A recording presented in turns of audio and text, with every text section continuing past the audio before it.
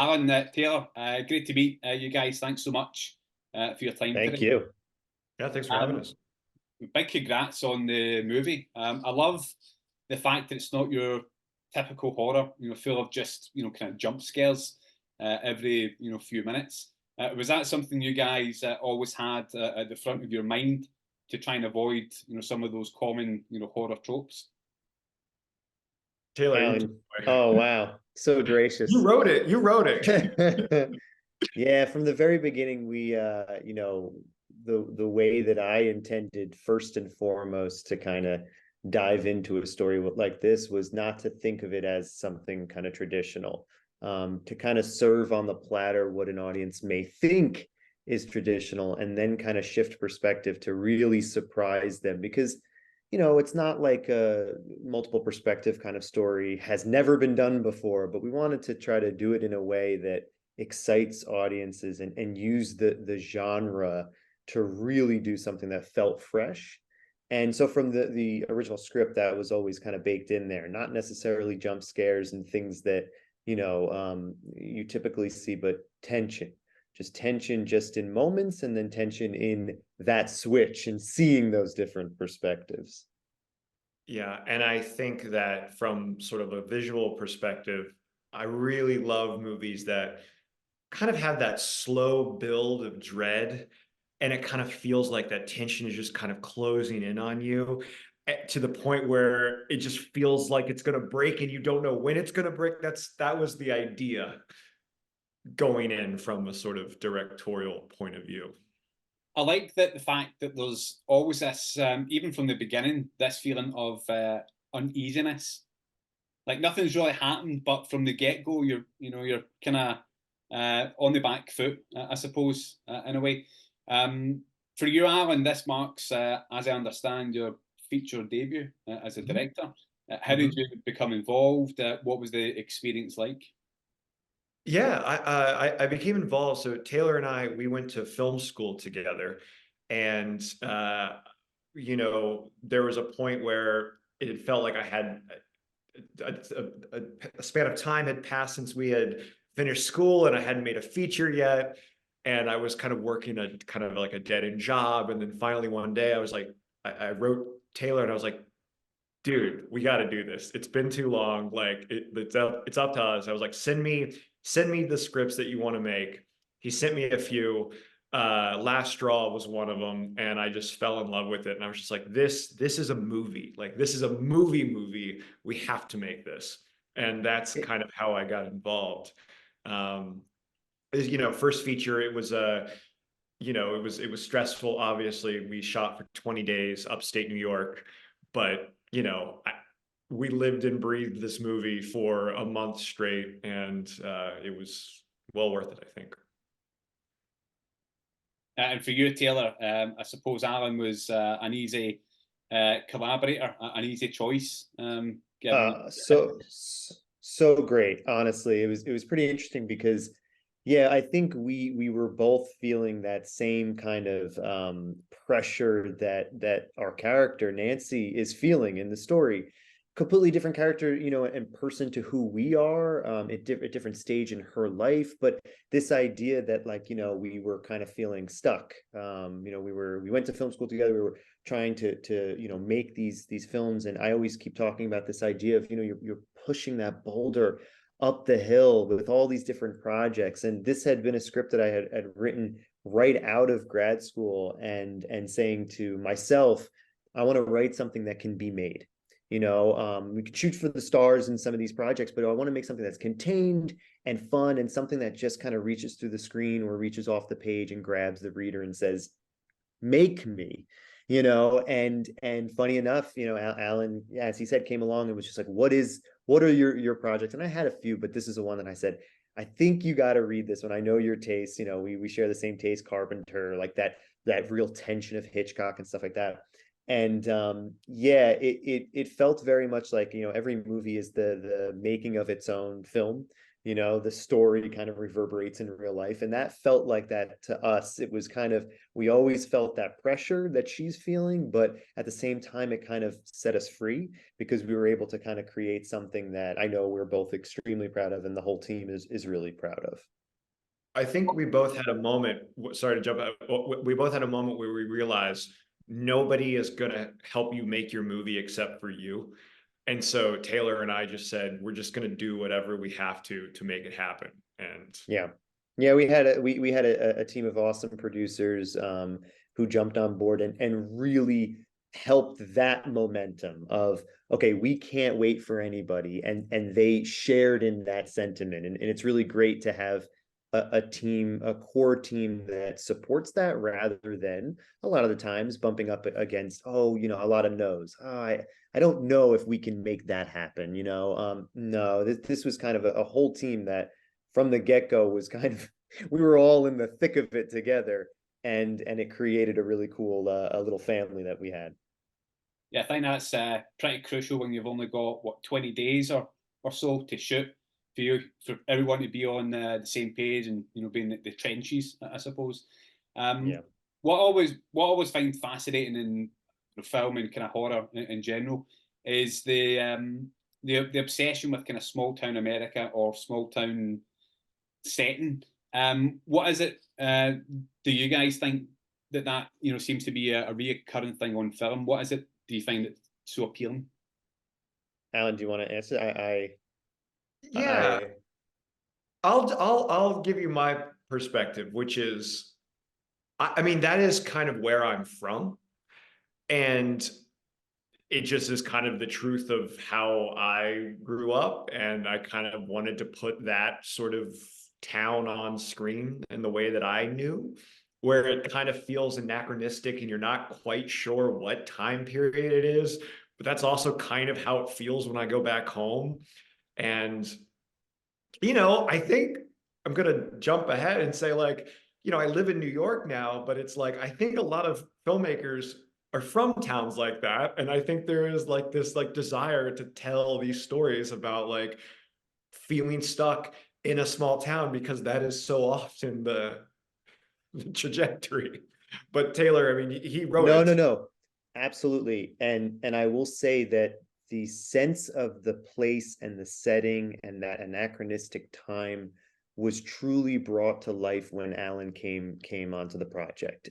We made sure that it was as heightened and it feels as real as possible because again, it's an isolated setting, so you want to make sure that everything around it feels really alive. So it's kudos to him for being able to do that. And I think, this is one of my favorite. It's funny that you asked this question. It's one of my favorite things about horror is this idea of the small town setting, no matter where you are in the world, creates this sense of safety. And we, just like Alan's saying, like we as filmmakers, we as storytellers, but also as audiences, we feel like, oh, that is always going to be there for us. Home is, oh, whether we live there now or have gone away, that is a sense of safety. It's our safety net, and we can fall back on it. Then you create this horror, this element, whether it's a monster or a murder or whatever the antagonistic force is, and you create that and place it into that safe hometown kind of setting. And it just feels as if you have this amazing juxtaposition of everything that you felt like you could fall back on is now crumbling in your hands. And I think that's why horror plays on that. That's why Carpenter created, that's why Halloween works so well. It's that feeling where, and for us, the American suburban prideful hometown life is thrown askew. And I think that's why it works so well. And on that note, growing up in a town like that, everybody always says this, oh, it's always better in a small town. Oh, everything's perfect. And it's like, I grew up there. There is darkness underneath that I know is there, and people just don't want to talk about it. I love exploring that. At the centre of the story is Jessica Belkin, of course, as Nancy. So good. Great. What was it she brought to the role that really made you guys excited about casting her?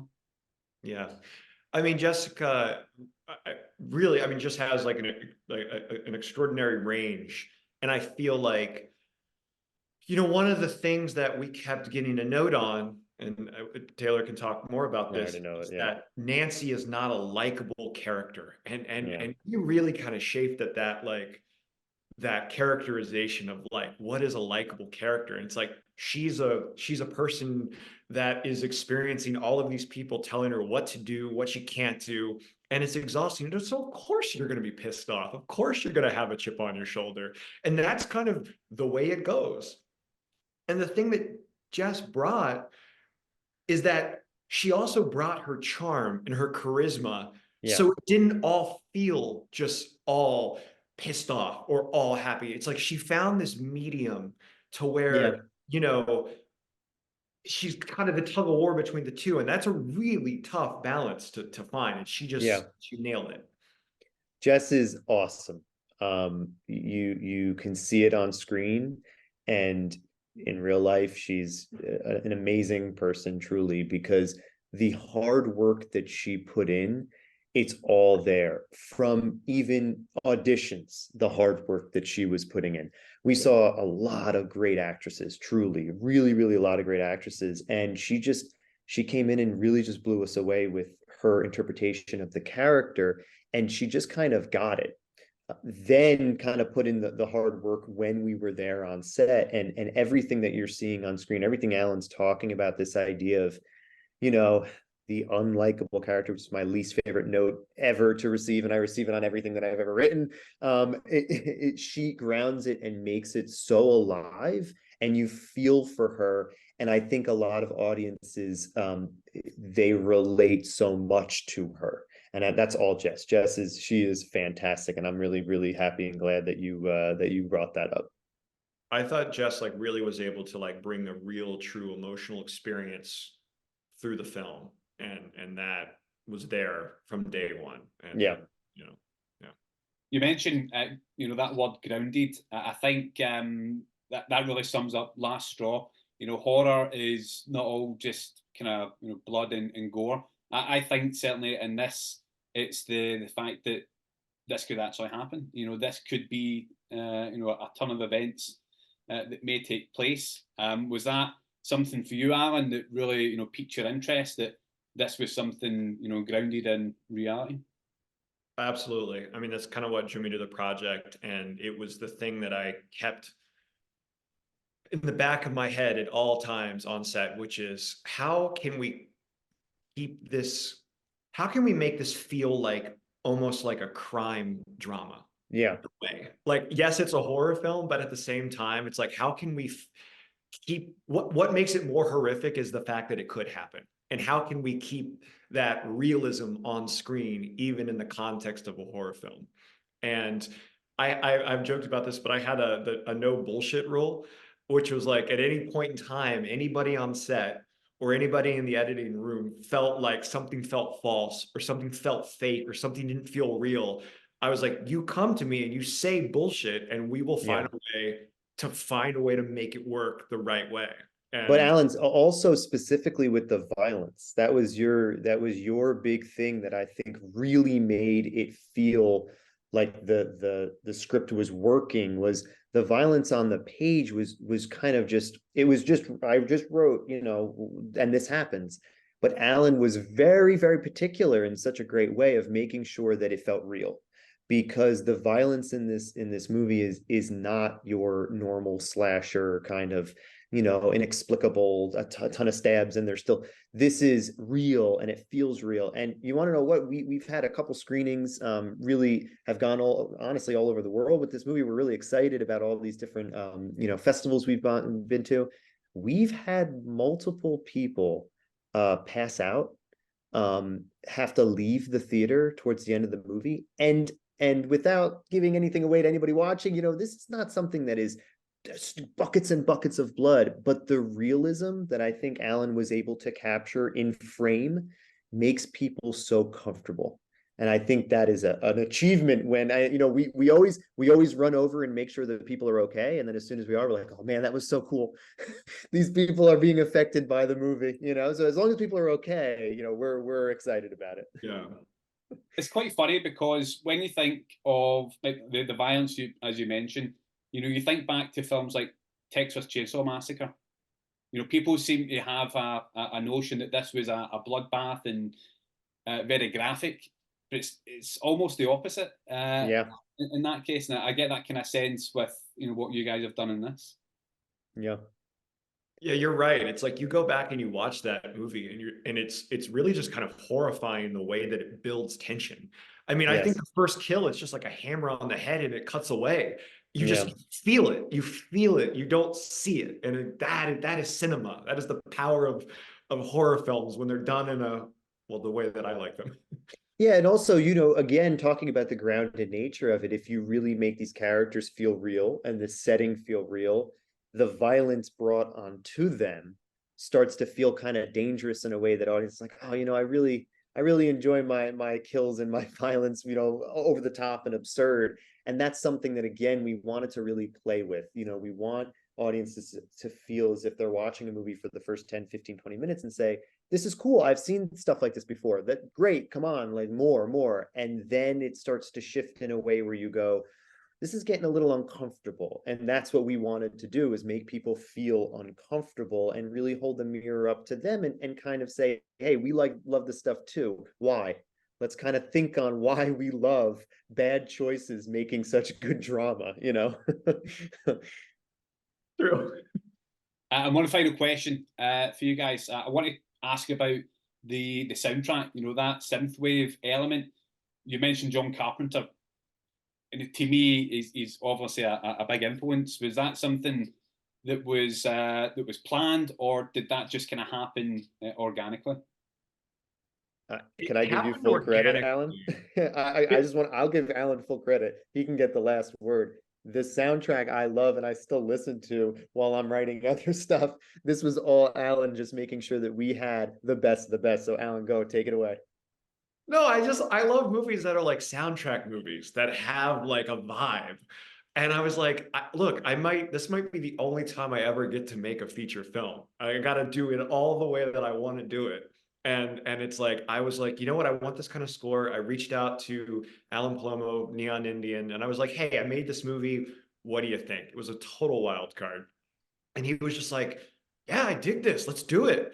And I was just like, my two kind of like guiding lights were Tangerine Dream and Sorcerer, and then this one track from New Order. And I was like, if you can find a middle ground, great. And he just did it. I didn't even give him any notes. I said, this is how I want this scene to feel. This is how I want this scene to feel. And then he just did it. I never was like, oh, go more in that direction. I was just like, fell in love with everything he did first time off the bat. And I think he really understood the kind of movie that we were trying to make. So, I mean, that's all Alan Palomo. So he's amazing. Yeah, I think it definitely adds a lot to it. Helps, you know, kind of shape the tension. But yeah, thank you so much for your time, guys.